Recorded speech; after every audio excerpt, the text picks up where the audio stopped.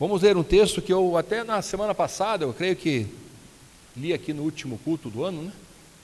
O pastor Emerson que pregou, mas era a mensagem perto dali, né, Emerson?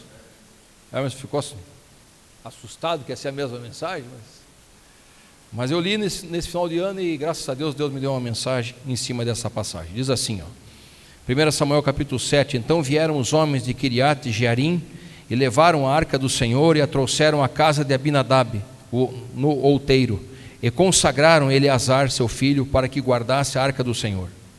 E sucedeu que desde aquele dia a arca ficou em Quiriate Jearim, e tantos dias se passaram que chegaram até 20 anos, e lamentava toda a casa de Israel após o Senhor.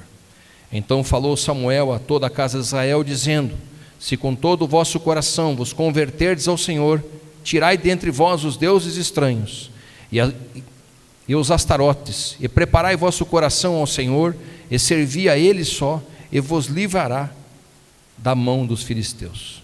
Então os filhos de Israel tiraram dentre si os balins, os astarotes, e serviram só ao Senhor. Disse mais Samuel: congregai todo Israel em Mispá, e orarei por vós ao Senhor. E congregaram-se em Mispá, e tiraram água, e derramaram perante o Senhor, e jejuaram naquele dia, e disseram ali: pecamos contra o Senhor. E julgava Samuel os filhos de Israel em Mispá. Ouvindo, pois, os filisteus que os filhos de Israel estavam congregados ali, subiram os maiorais dos filisteus contra Israel, o que ouvindo os filhos de Israel temeram por causa dos filisteus. Pelo que disseram aos filhos de Israel a Samuel: não cesses de clamar ao Senhor nosso Deus por nós, para que nos livre da mão dos filisteus. Então tomou Samuel um cordeiro que ainda mamava, e sacrificou-o inteiro em holocausto ao Senhor, e clamou Samuel ao Senhor por Israel, e o Senhor lhe deu ouvidos. E sucedeu que, estando Samuel sacrificando o holocausto, os filisteus chegaram à peleja contra Israel, e trovejou o Senhor aquele dia com grande trovoada sobre os filisteus, e os aterrou de tal modo que foram derrotados diante dos filhos de Israel. E os homens de Israel saíram de Mispá e perseguiram os filisteus e os feriram até abaixo de Betcar. Então tomou Samuel uma pedra e a pôs entre Mispá e Sem, e chamou seu nome Ebenezer, e disse: até aqui o Senhor nos ajudou. Amém? Glória a Deus. Pode sentar, obrigado. Louvado seja Deus. Aqui tem uma mensagem de vitória do povo de Israel, como a gente leu no culto da semana passada, né? Passando tão rápido, da semana passada, acho que dia 30, né? Dia 30, acho que dia 29. E quando a gente, como eu explicava naquele dia, quando a gente encerra alguma coisa, quando a gente encerra algum ciclo, ou quando a gente coloca alguma coisa que está sendo finalizada na nossa vida, esse texto aparece bastante para nós, né? Até aqui nos ajudou o Senhor. A gente fala muito isso, as igrejas falam muito isso, a gente já escutou isso muitas e muitas vezes. Mas o contexto aqui tem algumas coisas interessantes a gente observar, né? E eu vou utilizar esta passagem e algumas outras para entrar no que realmente Deus quer falar conosco hoje, que é sobre arrependimento. Hoje é um dia de ceia, é uma noite de ceia, uma noite que nós nos congregamos aqui para cear, para participar do corpo e do sangue do nosso Senhor Jesus Cristo. E a gente vê nessa passagem de Samuel, primeiramente, a gente estudando alguns textos, né? A gente vê que a palavra Ebenezer, na verdade, no seu original, no hebraico, ela não quer dizer até aqui nos ajudou o Senhor. Essa palavra quer dizer pedra de ajuda ou pedra de gratidão. Por isso Samuel colocou ali uma pedra, né? E na verdade Samuel falou aquilo. Não era o significado da palavra até aqui o Senhor nos ajudou, né? E a gente vê o contexto em que eles estavam vivendo aqui. Esses tempos atrás eu até trouxe uma mensagem um pouco sobre esse texto. E eles estavam lembrando das derrotas que eles tinham tido para os filisteus. Não sei se vocês lembram daquela mensagem onde nós falamos que a arca A arca do concerto ficou em posse dos filisteus por um certo tempo, né? E eles tiveram que a devolver, porque aconteceram coisas terríveis lá no arraial dos filisteus. E aqui é exatamente no mesmo lugar aonde eles sofreram aquela derrota. É o mesmo lugar onde eles estavam e que eles perderam a arca, né? E aqui a Bíblia nos faz entender, né, que Deus transforma aquele, entre aspas, aquela derrota, ou aquele vexame, ou aquela humilhação, teoricamente, para o povo, né, em uma grande vitória. Porque os filisteus aqui são totalmente derrotados, eles batem em retirada, né, e a palavra de Deus diz que o povo se alegrou ali, porque Deus agiu novamente no meio do seu povo, no meio daqueles que glorificavam, cantavam, adoravam a Deus. Só que nos detalhes desta mensagem, nos detalhes desta passagem bíblica, e eu creio que isso não está aqui por uma questão, por uma coincidência, não, ela retrata e vai retratar muita coisa, porque neste contexto aqui a gente vê arrependimento, sacrifício, e a gente vê a presença, o poder, a ajuda, a gratidão e o comprometimento do Senhor com este povo. Mas a gente vai ver aqui que antes de tudo acontecer, antes da vitória ser decretada, aconteceram algumas coisas, né? Não foi simplesmente eles chegaram naquele lugar e ali Deus agiu com trovões, como diz aqui, fez um milagre, um sobrenatural, e os filisteus foram derrotados. Isso foi no final, isso foi debaixo de um contexto. E a gente pode olhar aqui no capítulo 7, no comecinho, em que o povo estava triste, o povo lamentava, porque na verdade eles tinham deixado a presença de Deus. Na verdade eles tinham abandonado o Senhor e tinham sido derrotados, e derrotas nos fazem aprender. Derrotas fazem a nossa vida olhar um pouco para o que fizemos, olhar um pouco para dentro de nós, né? E eles aqui, diz a palavra do Senhor, no versículo 2 em diante, que eles lamentavam praticamente por 20 anos aquela derrota, aquela circunstância. Então Samuel, aqui como profeta, sacerdote e depois juiz, nesta passagem um pouco mais para frente, vai alterar a história do povo de Israel, porque ali Samuel daí vai ungir o primeiro rei, né? A monarquia, entre aspas, vai começar a acontecer no reino de Israel, né? E aqui Samuel está como profeta, como sacerdote e já como juiz. Então ele diz ao povo, eles falam, então olha, se vocês de todo o seu coração, vocês se converterem ao Senhor, se vocês tirarem dentre vós os deuses estranhos, se ele fala isso é porque já havia deuses estranhos, se vocês tirarem os astarotes, se vocês prepararem o vosso coração e servir a ele somente, Deus vos livrará da mão dos filisteus. Samuel começa falando isso. Samuel, digamos, começa pregando isso naquele culto que a gente pode dizer aqui, né, trazer para nós hoje. Então, diz aqui que os filhos de Israel ouviram aquilo, e dentre si tiraram os baalins, os astarotes, deuses estranhos, e serviram só ao Senhor. Então disse mais Samuel, vamos nos congregar aqui, neste lugar, e eu vou estar orando por vós ao Senhor. Então diz a palavra que se congregaram naquele lugar em Mispa e tiraram água e derramaram perante o Senhor e jejuaram aquele dia e disseram, pecamos contra ti. Então veja a caminhada da grande vitória.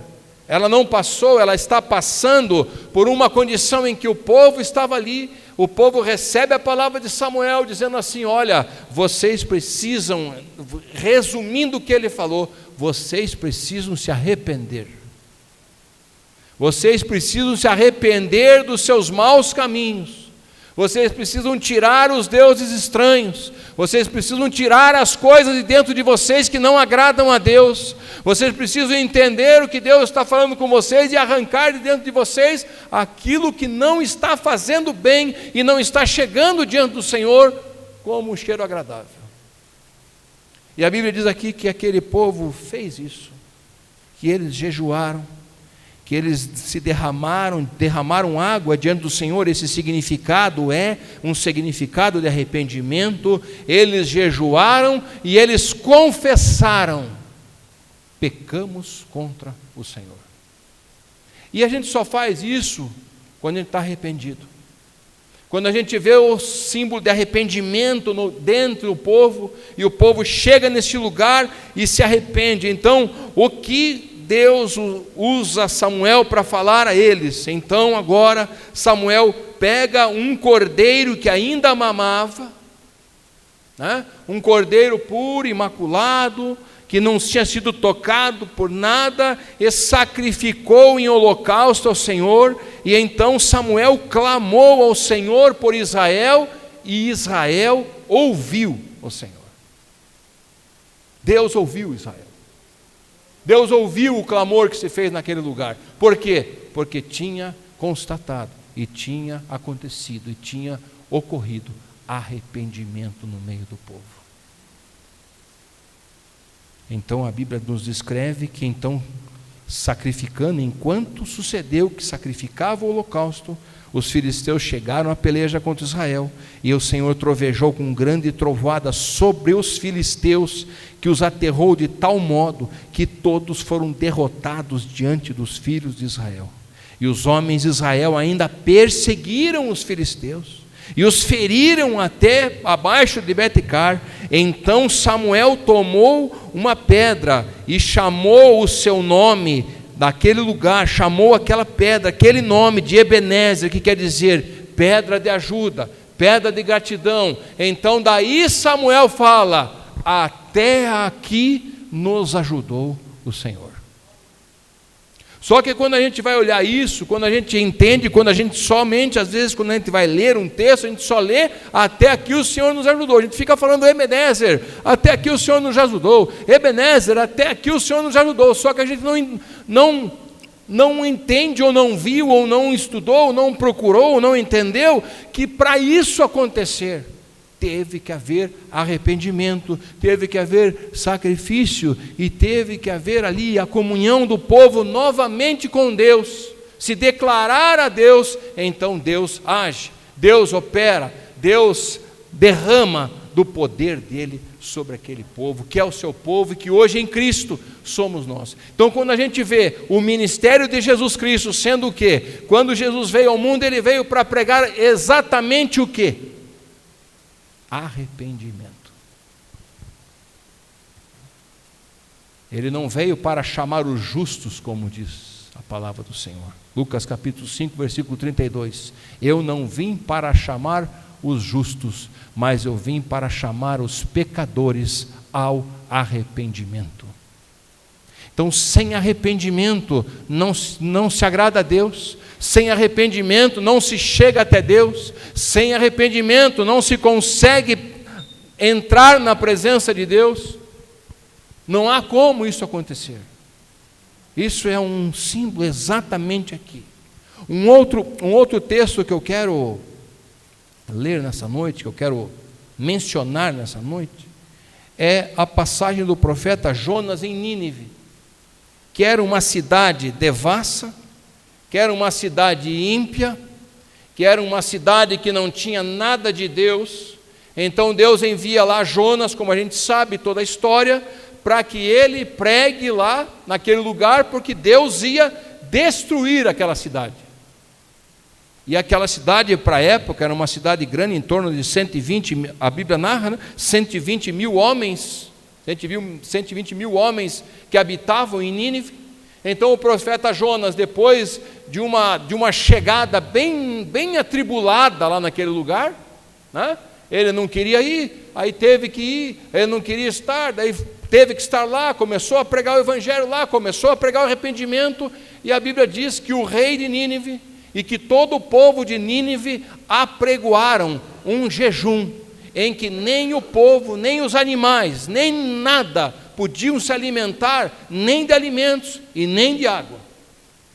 E a Bíblia diz que Deus viu o arrependimento daquele povo e não mais destruiu Nínive. Deus viu o arrependimento daquele povo e não mais destruiu Nínive.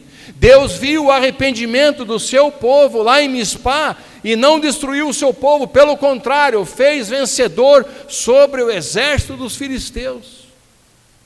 Então, quando a gente fala, quando a gente busca isso, e quando a gente retrata isso, a gente vai ver que no Novo Testamento, que é aquilo que a gente vive, os exemplos do Antigo Testamento, que são relatados no Novo Testamento, que diz ali, João Batista, precursor de Jesus Cristo, que veio anunciar a ele, ou acerca dele, ou acerca do reino de Deus, qual era a essência da pregação de João Batista? Arrependimento. Arrependei-vos, porque é chegado a vós o reino dos céus. Em algumas passagens, em alguns momentos, arrependei-vos, raça de víboras.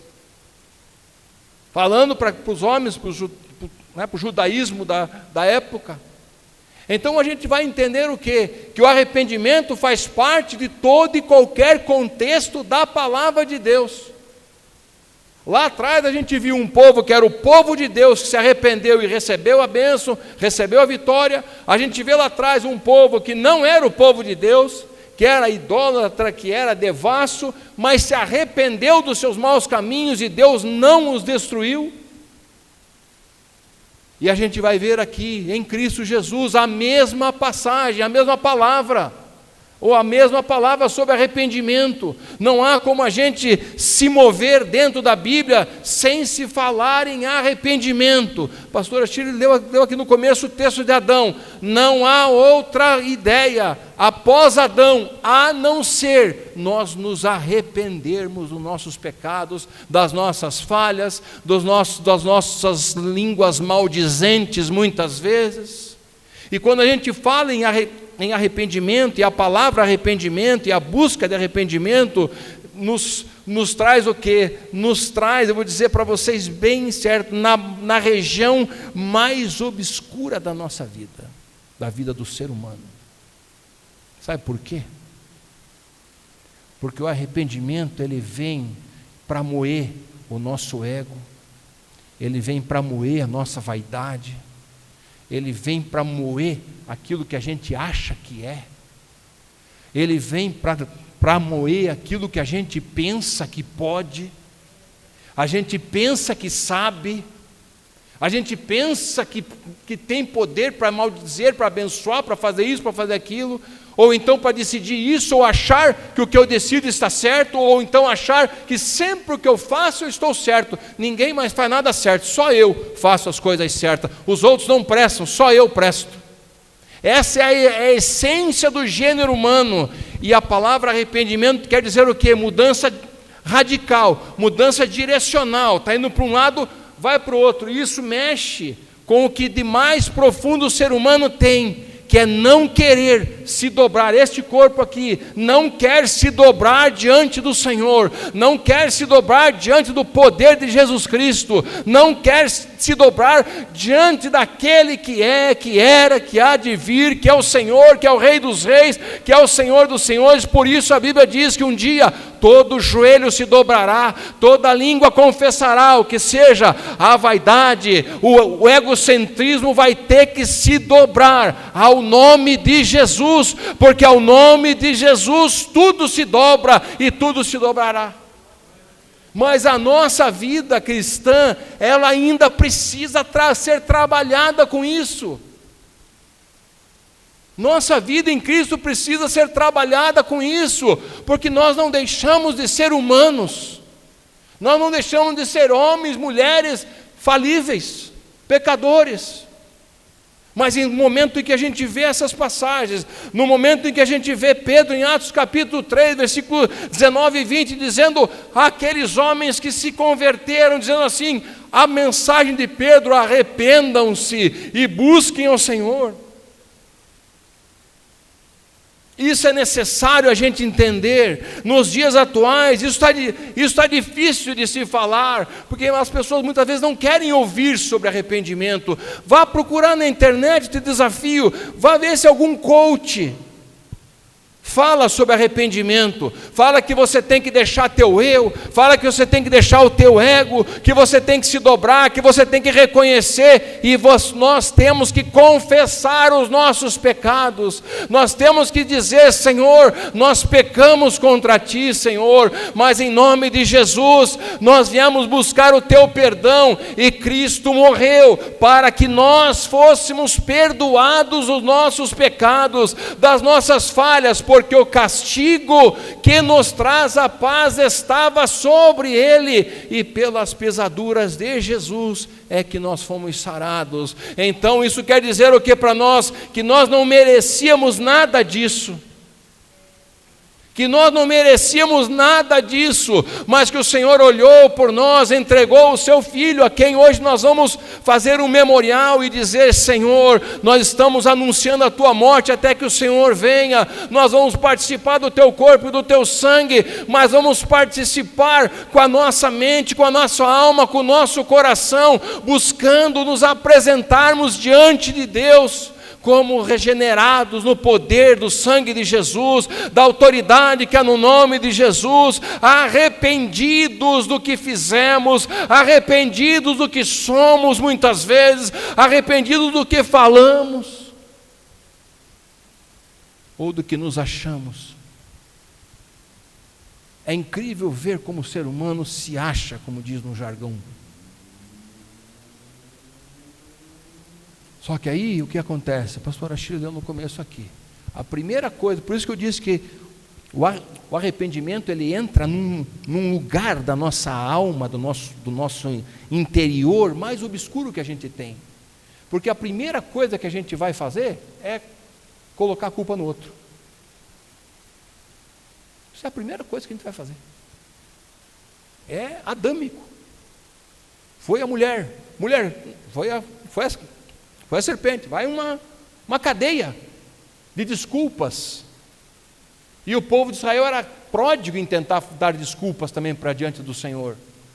E a gente muitas vezes continua sendo assim, tentando dar sempre uma desculpa, sempre colocando no outro: ah não, mas quem que fez isso?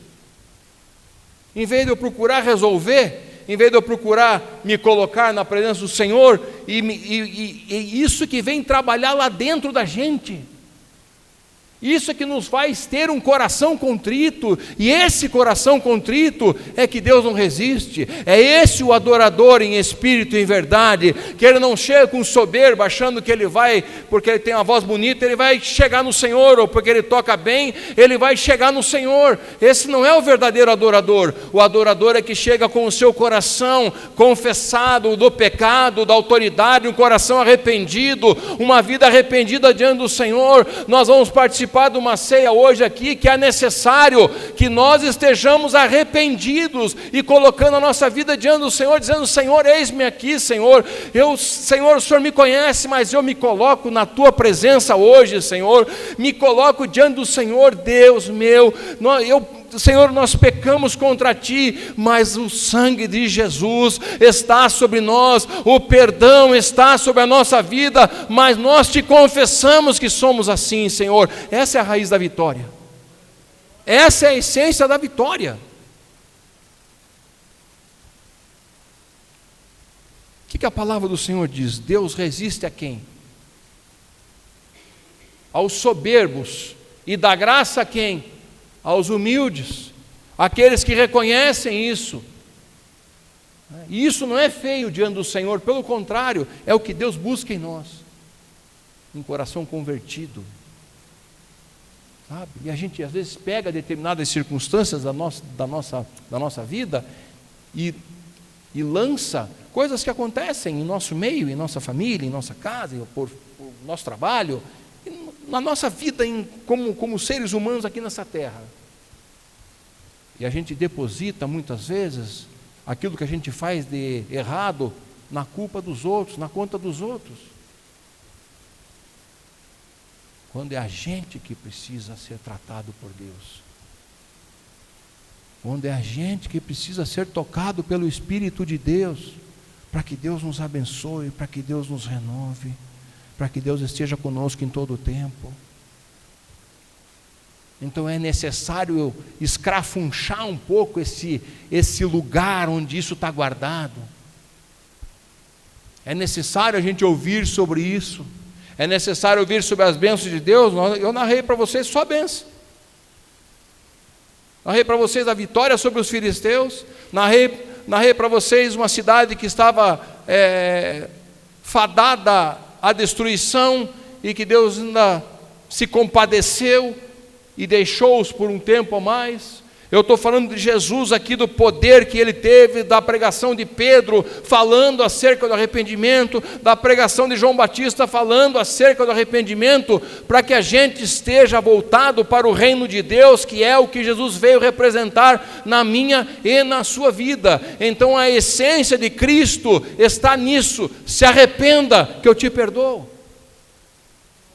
É o quem eu vim chamar. Então os arrependidos. Mas isso vai ter que ser cavocado em nós. Isso vai ter que ser trabalhado dentro de um lugar que é trancafiado a 7 chaves por nós mesmos. Mas existe algo que pode entrar lá. E só uma coisa pode adentrar lá. É a palavra de Deus que fala que ela é como espada de 2 gumes, ou seja, ela corta dos 2 lados e ela penetra no mais íntimo, entre a medula, naquilo que mais íntimo você tem. A palavra de Deus vai adentrar ali e ela é que pode dar esse resultado que a gente está esperando aqui hoje. É só a palavra de Deus que faz isso. É o que Deus pode fazer. É o que Deus está nos mostrando. Eis aqui a solução, eis aqui o caminho. E a gente fala, Jesus falando: eu sou o caminho, a verdade e a vida. Ninguém vem ao Pai, ninguém vai ao Pai se não for por Ele. Essa é a realidade. Como a gente chega ao Pai, como o povo fez lá, como Samuel fez, para que Deus o ouvisse. Primeiro se arrependa. Tem que fazer um sacrifício de um cordeiro. O sacrifício já foi feito por nós. Vou colocar uma pedra aqui, vou dar esse nome, até aqui o Senhor nos ajudou. O que a Bíblia diz que Cristo é? A pedra angular. Quando ele diz sobre esta pedra, Pedro, as portas do inferno não prevalecerão, ele estava falando dele. Não de Pedro, dele. Da Petra. A pedra angular, que é Cristo em nós. Então hoje nós estamos reunidos aqui neste momento para ouvir o que Deus tem a falar conosco e falar no final, quem sabe, deste culto para mim e para a sua vida. Ebenezer, a pedra de ajuda está aqui, a pedra de gratidão está aqui nesse lugar. A pedra de gratidão que é Cristo está aqui, a pedra de ajuda está aqui. Então até aqui o Senhor nos ajudou, até aqui se os filisteus vierem, eles vão ser derrotados, se eles vierem contra nós, eles serão abatidos, nós os perseguiremos, como a Bíblia diz, até lá os rios e tomaremos, porque o Senhor é conosco em todo o tempo. Então a palavra de hoje é exatamente nisso, e só ela, e só a verdade bíblica é que vai conseguir chegar e adentrar em nós e fazer com que aquele nosso nhe-nhe-nhe que a gente tem, eu falo bem, isso vai sair lá no YouTube, mas não tem problema, eu falo aqui mesmo, porque aqui que é o nosso culto.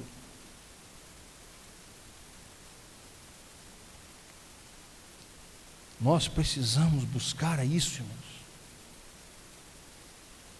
Nós precisamos ouvir sobre isso. Nós precisamos entender que isso é necessário. Não estou dizendo para você levantar aqui e confessar teu pecado para mim, dizer: olha, eu fiz isso.